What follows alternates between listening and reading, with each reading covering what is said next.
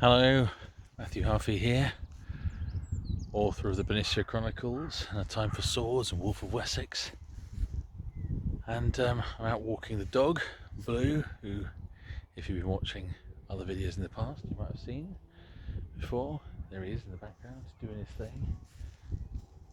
Alright, Blue. And we've discovered, I've been living in this area for years, and where we walk, we've discovered just a couple of days ago, to the other side of a solar panel farm, there's a river which I've never discovered before. I always walk along the canal, and I feel like a bit of a lemon that I've never found this the river. Anyway, we've walked past the river now, and we've just come out the other side. Well, the river must be down there actually, over that way.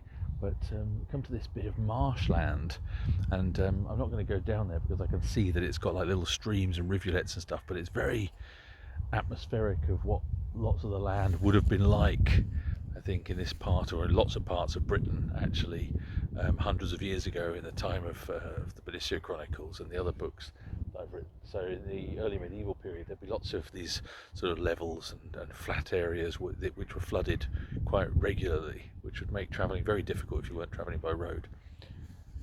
In particular, I mention in Kin of Cain, they come across this is a novella, prequel novella of the Bernicia Chronicles that not many people have read, but if you want to give that a shot, then go and have a read. I think it's pretty good. It features Octa and Bassus, so Octa, Bearbrand's brother, before the Serpent Sword, and in that they travel through this boggy marshland at one point. It's a bit sort of nightmarish. But in that they come across this, and it's very difficult for them to travel through. And this, it's difficult to say. I wonder if I can do something, turn around, and there's Blue down there. I'll go a bit closer, but you can see this very sort of tussocky grass and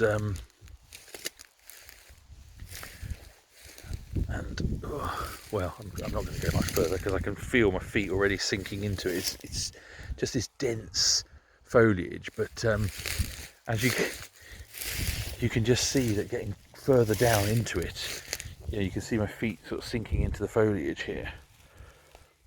You can imagine trying to travel across there would be probably not impossible, but very time consuming and very quite labour intensive. So I walked up just within a few feet. You can hear, I mean, less crunching unless I'm sort of out of the rushes. But look, if you can see along down there, you can see how muddy it is through. And I think this whole bit of land right down to the river would be flooded regularly, and obviously very, very boggy. So yeah, as I said, I think you get lots of areas like this in Britain where the map now, or the areas have been drained, and people have planted and built on reclaimed land. But yeah, lots of Britain would have been like this hundreds of years ago in the time of my books. I don't know what Blue's eating, probably nothing good. What are you eating, Blue? Hey? Yeah, what are you eating? Do you think he looks guilty? Has he got a guilty face? What are you doing? Hey? What are you doing? Yeah, he looks like he's been caught doing something naughty. Right, well, anyway, we're going to carry on our walk. So this is the farmland to the other side of the path where we're walking, and I just thought I'd share with you a little bit of the of the walk and show you what the land is like around here. The blue marking is marking the territory, so this is all his now, I guess, in his mind. I think he walks around believing that he is Odin from Wolf of Wessex, the big merle hound. I think Blue believes he's a giant wolf hound, or a giant war dog. But he's not, of course. He's just a fluffy so-and-so. Well, yeah, so here you can see what the land's like once it's been reclaimed and is no longer boggy, and this is what you get. Fertile land that's probably been planted for hundreds of years and tilled and had crops planted there for probably centuries. Right, well, onwards and upwards we'll carry on, and yeah, hope you like this little glimpse into this walk with Blue. Goodbye.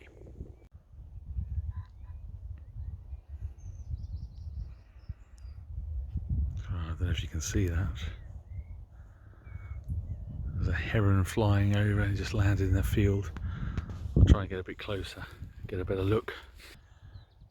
Now the heron flew off, but look, every now and again you get the birds. Here you've got a couple of big crows just flying out of the undergrowth, disturbed by me or the dog coming close, or something else maybe, but you get them just jumping out and flapping away. It's incredible. You can see this pond down there, a bit of a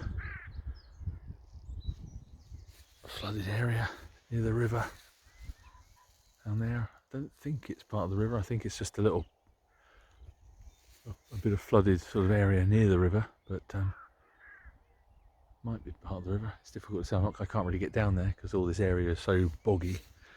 But the bit where I'm walking is a well-trodden path, and it's dry and easily passable. So I'm carrying on, and with any luck, if my bearings are correct, we will eventually come out the other side. At the end there's some buildings down the end there that you can see in the distance, and we should come out there to a road and then be able to go down to the right and then join the canal. But we normally walk along and walk back home along the canal. That's my plan. Anyway, we will see how that pans out. Blue's loving it though, he's happy. New place to walk, new smells. Blue is always happy if we're outdoors. Come on, Blue. So yeah, I lost the heron before I got close. It took off again. I flew away. There's often herons down in the canal, and obviously their territory must cover the canal and the river, which is very close. I mean, as a heron flies, we're talking seconds. Actually, I can see him in the other field. He's too far away for this camera to pick him out, really. He's in the other field beyond those trees, beyond those bushes there.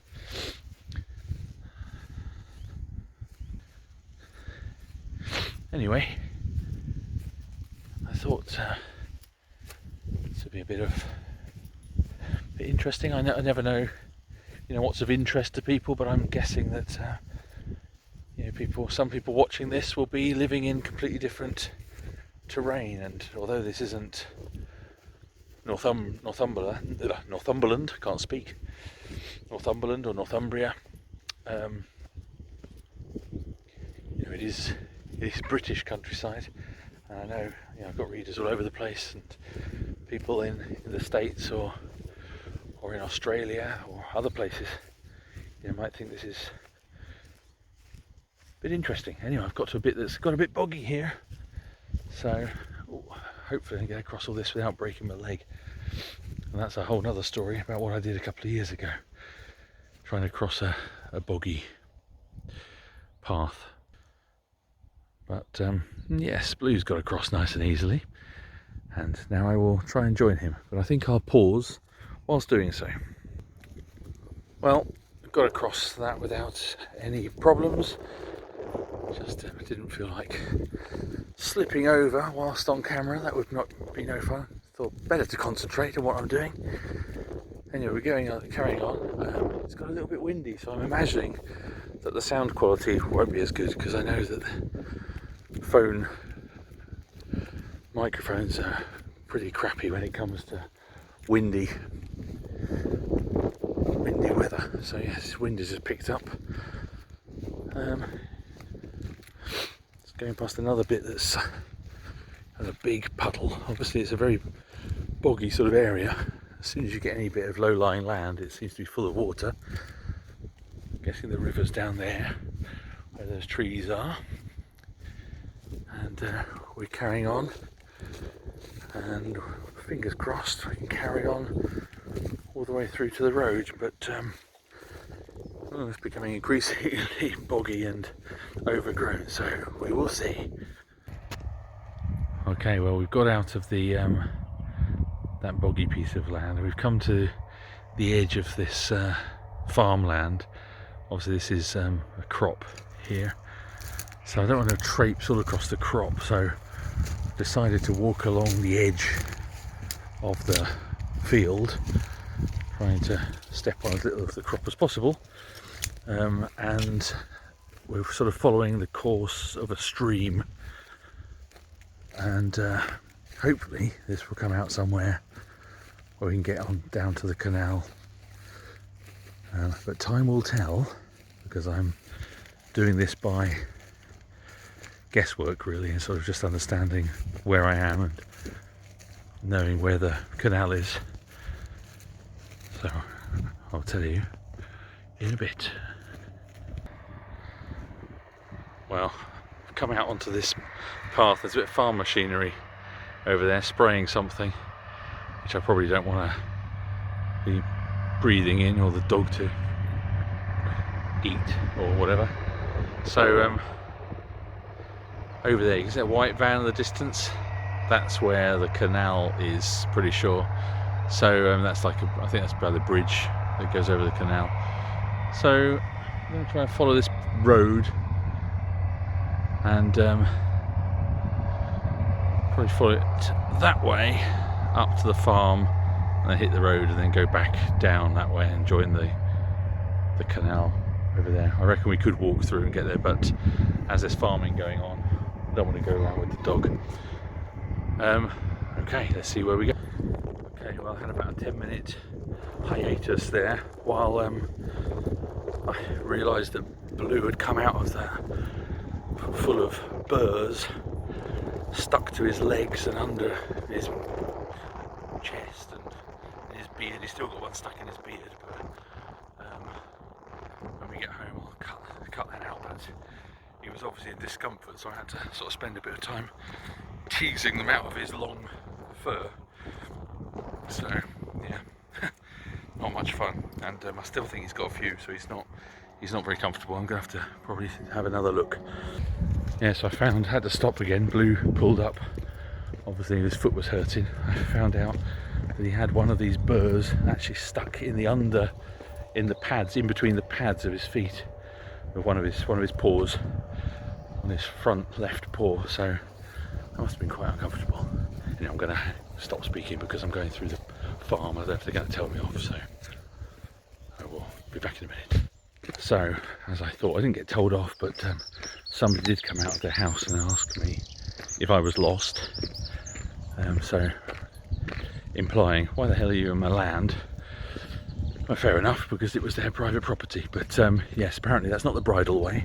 So there is a bridle way though, I've discovered. So and a bridle way in Britain is somewhere, you know, legally horses are allowed to go, and I'm guessing people too. The dog's pulling like mad here. I don't know what he's doing. So anyway, we're going to make our way down to. Let me just switch the camera around. Going to make our way down here, down the road. You can still hear that farmland and that farm machinery in the background. I'm going to walk past these farm buildings, and yeah, we're coming down to the canal, which is where I normally walk, so I know where we are now. And Blue seems to be in fine feckle now that he's had that burr removed, and I removed a few more from him. So yeah, I think that's enough for this walk, for this video. So thanks for watching, and I'll see you again soon.